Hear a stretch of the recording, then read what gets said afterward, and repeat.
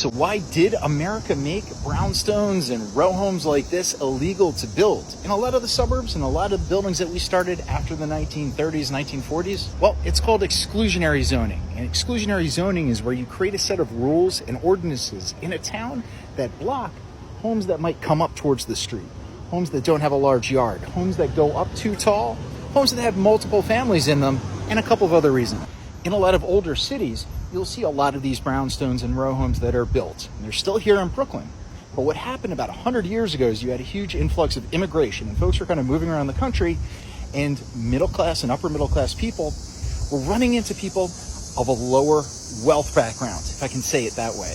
Exclusionary zoning is the use of zoning ordinances to exclude certain types of land uses from a given community. We use it to regulate different types of, economic diversity. In the United States, exclusionary zoning ordinances are standard in almost all of our communities.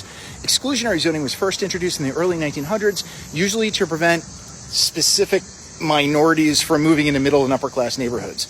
Municipalities use zoning to limit the supply of available housing units, like prohibiting multifamily residential dwellings or setting minimum lot size requirements. These ordinances raised costs, and it made it less likely that lower income groups would move in. Development fees for variances like land use, a building permit, a certificate of occupancy, a filing cost, special permits, and planned use development applications for new housing, that all raised prices to levels that were really inaccessible for lower income families. So these exclusionary land use policies make kind of problems with social segregation, and they kind of deter a lot of economic integration.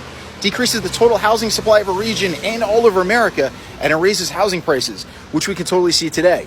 Along with that, regions with a lot more economic segregation channel lower income students into lower performing schools, and that provides and creates educational achievement differences. A comprehensive study back in 2008 found that over 80% of United States jurisdictions impose minimum lot size requirements on some sort of their inhabitants. These ordinances continue to reinforce discriminatory housing practices all over the United States.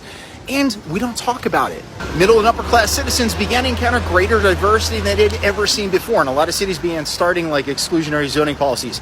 By 1908, Los Angeles implemented the first citywide zoning ordinance to protect residential areas from industrial nuisances like smoke and pollution.